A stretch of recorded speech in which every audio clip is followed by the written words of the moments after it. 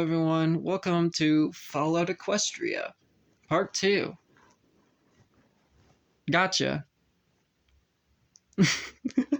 Okay, I'm sorry. Anyways, I'm going to discuss the characters. This is not Part 2.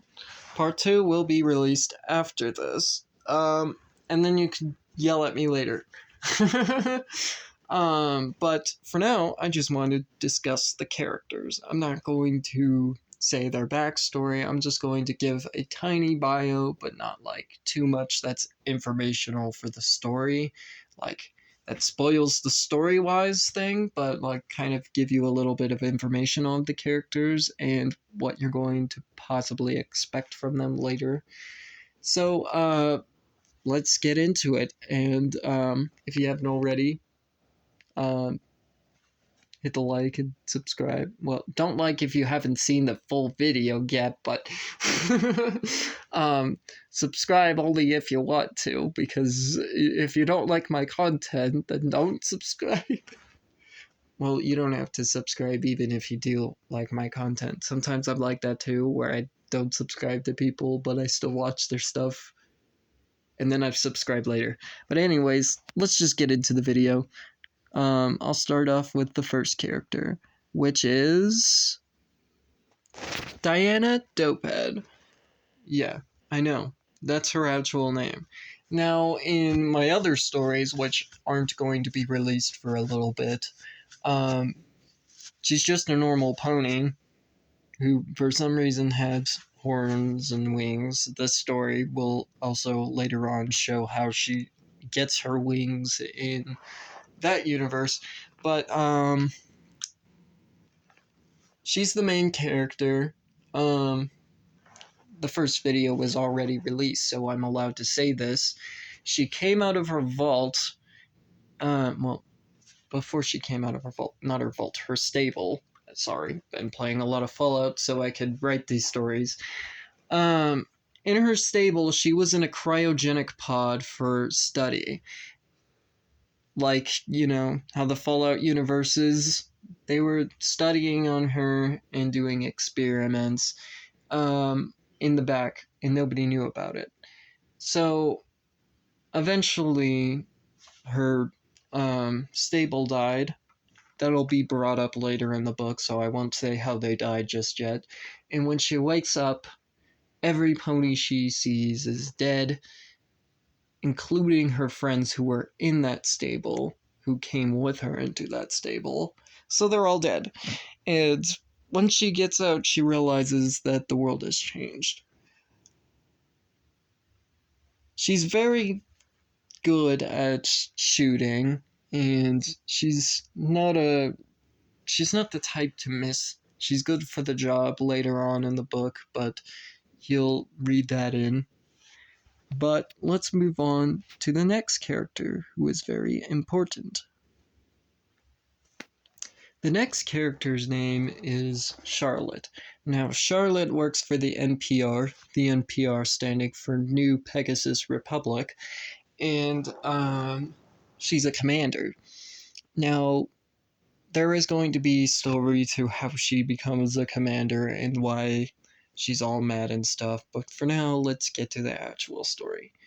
She's mad at who she thinks killed all those ponies in the stable, because she knew she had family in there too, surviving, but she was exiled out of that stable. They were all dead, and she wanted revenge.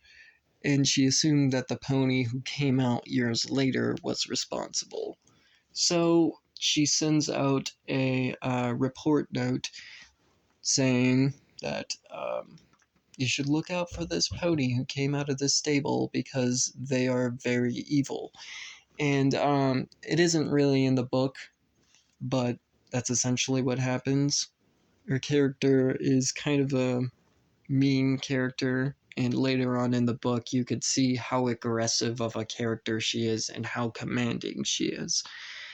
But yeah, that is Charlotte. Let's move on to the next character, who is one of my favorites.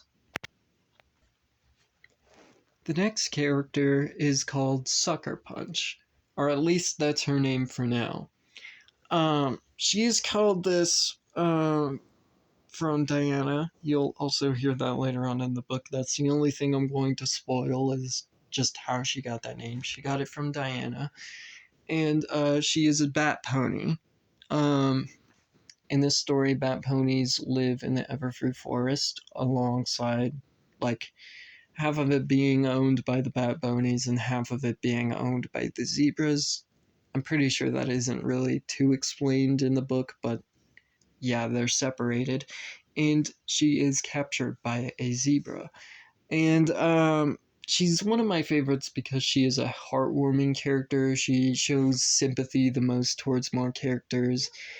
And she's the character who you could also rely on if you need a job done in the sky. And yeah, she's a very sweet character. The next character isn't so sweet, but is also one of my favorites. Smokey the Zebra. Smokey the Zebra is a character that we will meet later on in Chapter 3, when Diana goes through the Everfree Forest.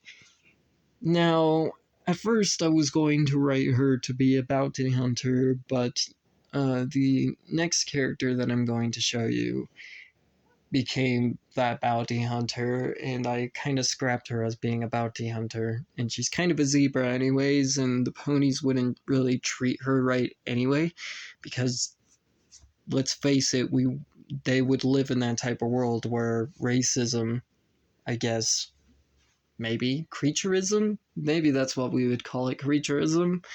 Well, there was a lot of creaturism, and it's sometimes in the book, but it's not like a big, huge creaturous thing.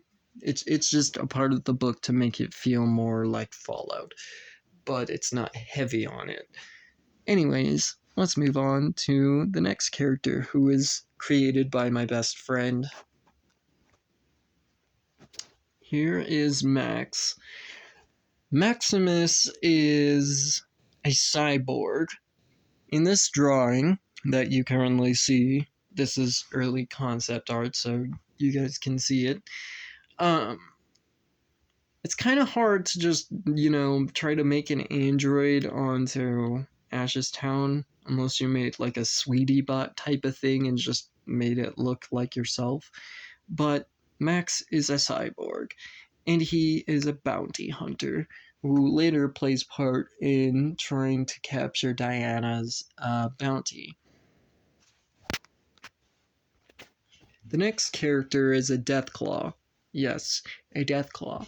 A Deathclaw is going to play part into this. I won't say much about him because I feel like the book would be more better if you just read it yourself when you don't know much about him. But he's a Deathclaw who can talk, and it's kind of shocking to the ponies. It's kind of like how it was when the ponies heard Spike talking, or not ponies, but like Fluttershy from the first episode of My Little Pony. But yeah, this is Red Rocks. Rocky is his nickname in the book. And yeah, he is a companion character. Surprisingly, he's an enemy at first, but he becomes a companion later on. So you'll read about that. This one is Flame.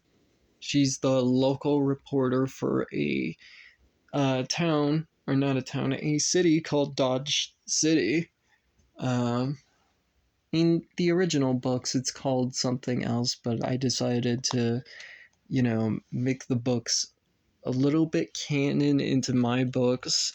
So, like, some events happened, some events didn't happen, some things are called this, and some things are called that. Yeah, it's not the same thing.